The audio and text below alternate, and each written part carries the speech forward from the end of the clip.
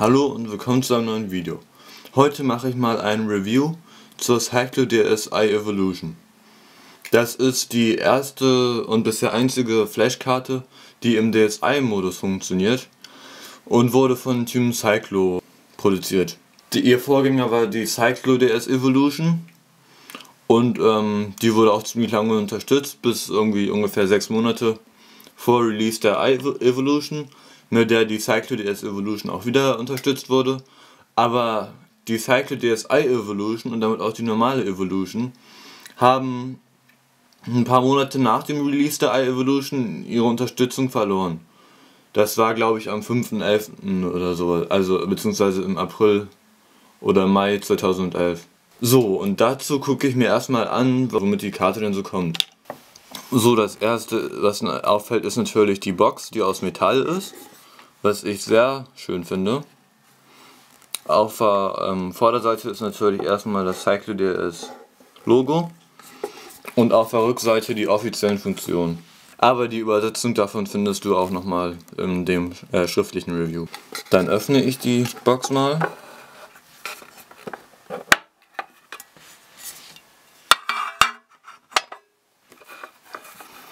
Und hier ist eine dunkle Auslage, die die Karte und die anderen mitgelieferten Teile schützen soll. Hier haben wir erstmal den Update-Dongle. Das ist, damit kann man die CycloDS flashen, also eine Firmware drauf spielen, dass die überhaupt funktioniert beim ersten Mal. Und dann eben auch noch updaten, wobei die Update-Funktion wegfällt, weil für die CycloDSi Evolution sowieso nie ein Update rausgekommen ist. Und der scheint auch schon langsam leicht auseinanderzufallen. Aber bisher hat er seine Dienste gut getan und ich habe das schon öfter versucht. So, dann gibt es noch den MicroSD-Kartenleser, den es auch bei den R4-Karten und so weiter drinnen gibt. Ist natürlich nicht besonders teuer und auch nicht besonders haltbar, aber tut halt für eine bestimmte Zeit seine Aufgabe. Und natürlich die CycloDSi Evolution. Ja, also die sieht erstmal ziemlich billig aus, ist sie aber nicht. Beim Release hat die ungefähr 50 Euro gekostet. Für 26 Euro wird sie momentan bei dem Shop, wo ich sie bekommen habe, angeboten. Unser Shop 01 Media, den Link dazu gebe ich auch nochmal in die Beschreibung. Auf der Rückseite ist natürlich wie immer der MicroSD-Lese-Slot. Hier sind die Kontakte, die alle so Lamellen oder sowas zwischen den Zwischenräumen haben, was sehr qualitativ hochwertig ist und womit halt ein besserer Kontakt und langsamere Verschmutzung erzeugt werden. Und außerdem ist hier unter dem Aufkleber eine Aushöhlung, ich glaube, das sieht man im Licht ganz gut. Da ist dann ein Chip drin, der für den DSi-Mode gebraucht wird, glaube ich. Naja, der Aufkleber und das Plastik sehen halt nicht besonders teuer aus. Das Plastik ist auch leicht durchsichtig. Ich weiß nicht, ob man das sieht, aber hier kann man den MicroSD-Leser durchsehen. Naja, aber bisher ist sie nicht auseinandergefallen. Hier gibt es bei einigen Versionen so einen Schlitz drin, den man aber ganz einfach zudrücken kann und dann ist er auch nicht mehr sichtbar. So, wenn wir die CycloDS starten, dann kommen wir erstmal in das Hauptmenü. Hier gibt es einmal Spiele oder selbstentwickeltes, Medien oder Lesezeichen und Einstellungen oder sonstiges. Und hier oben gibt es dann noch die Favoriten und die zuletzt gespielten Spiele. Das kann man aber in den Einstellungen einstellen. So, dann gehen wir erstmal zu den Spielen und gucken, wie denn so die Unterstützung ist. Fangen wir mal mit Everlasting an. Dann versuche ich mal den Soft Reset durchzuführen. Der funktioniert auch.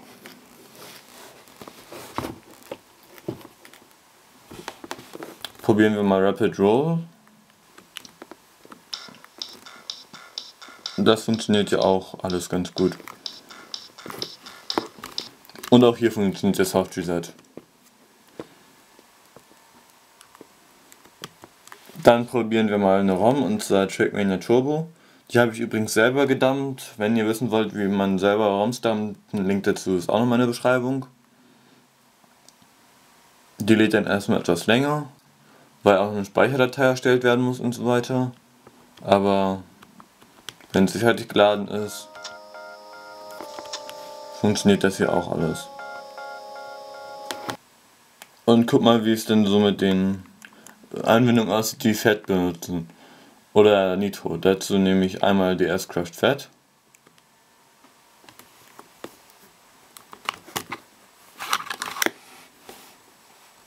Und auch nochmal das Texture Pack.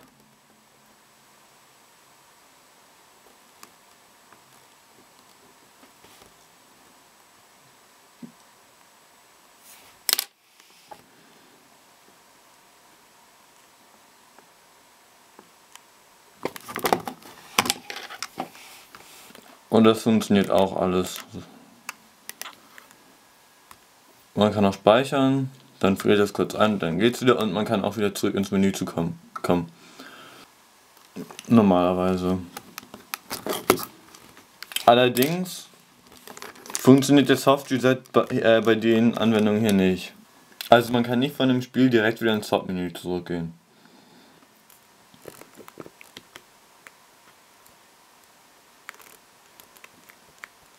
So, dann die anderen Anwendungen muss ich eigentlich gar nicht mehr testen. Ich nehme nochmal DS Organize. Ich hatte übrigens auch bei DS Craft das Gefühl, dass es weniger Fehler gibt, aber ob das wirklich stimmt oder ob es nur an mir liegt, weiß ich nicht genau. Und DS Organize lädt auch ganz gut. Bei den DSi-Spielen, die diese Flashkarte ja auch abspielen kann, sind leider die meisten nicht richtig gedumpt und ein Link zu einer Liste von richtig gedumpten Spielen gibt es auch nochmal in der Beschreibung. Darauf solltest du achten, wenn du denkst, dass das Spiel nicht funktioniert. Außerdem ist der DSi-Modus noch etwas unausgereift und so kann man auch zum Beispiel normale DS-Spiele im DSi-Modus starten, aber dann funktionieren die halt nicht richtig. Beziehungsweise einige funktionieren nicht richtig, genauso wie Homebrew-Anwendungen. Dann gehe ich jetzt mal auf die Funktionen ein. Und zwar kann man hier einmal von Slot 2 starten, damit werden GBA-Geräte gestartet. Normalerweise funktioniert das auch.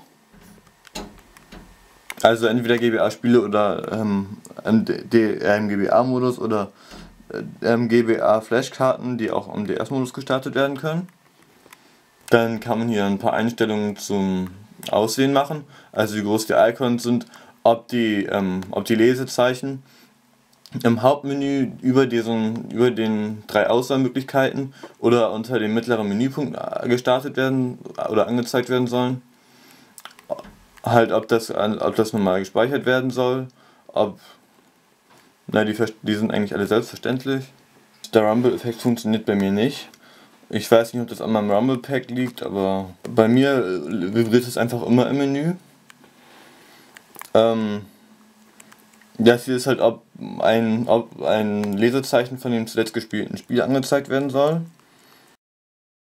Der Old Cheat Prompt, das ist halt, dass man halt immer, bevor man das Spiel startet, gefragt wird, welche Cheats man aktivieren möchte.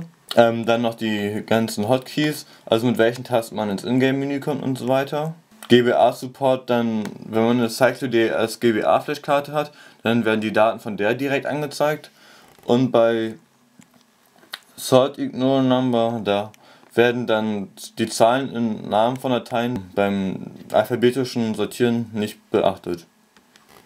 Naja. So, unter Medien, da habe ich Moonshell. Das muss man auch erstmal installieren. Ein Installationstutorial kommt sowieso noch. Da habe ich auch schon ein paar Tests zu gemacht. Funktioniert auch alles soweit. Das heutige Infovideo hat folgende Themen. Also auch der Videoplayer und so. Ein Tutorial zu Moonshell habe ich auch gemacht. Und auch dazu gibt es den Link in der Beschreibung. Und von hier aus funktioniert es auch, dass man wieder zurück zur Firmware geht. Da wird dann das gleiche wie bei normalen Homebrew-Anwendungen angezeigt. So, und dann kommen wir nochmal zu den spielspezifischen Funktionen. Und zwar kann man hier entweder als Bookmark machen, dann werden die hier im Hauptmenü angezeigt. Dann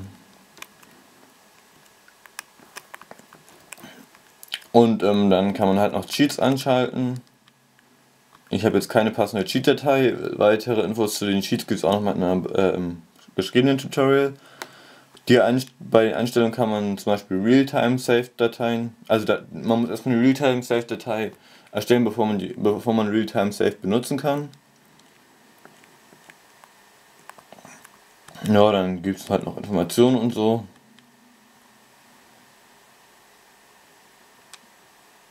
Und dann starte ich das Spiel mal wieder. Dann gehe ich jetzt mal ins Ingame-Menü mit dem Hotkey, den ich vorher bestimmt habe.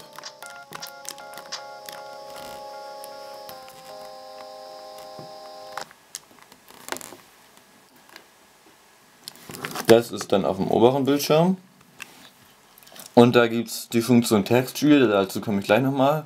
Zeitlupe, LCD-Helligkeit, ob man die Cheatcodes aktivieren oder deaktivieren möchte. Da ich keine habe, kann ich das nicht machen. Und dann halt in der Echtzeit speichern oder laden, wofür wir gerade eben schon die Datei erstellt haben. Unter Textreader werden auf dem oberen Bildschirm ganz klein solche Sachen dargestellt. Scrollen kann man da auch, das ist aber ziemlich buggy, weil man dann erstmal wieder zurück ins Menü gehen muss und dann wieder den Textreader starten muss, um da was zu sehen. Und um zurückzukommen aus dem Textreader wieder zum Spiel oder zum Menü, muss man erstmal B drücken. Dann kommt man direkt ins Menü vom Spiel, also beziehungsweise direkt ins Spiel, aber nicht wieder direkt ins Realtime-Menü. Naja, ich starte jetzt einfach mal ein neues Spiel. So, und dann kann man hier auch spielen.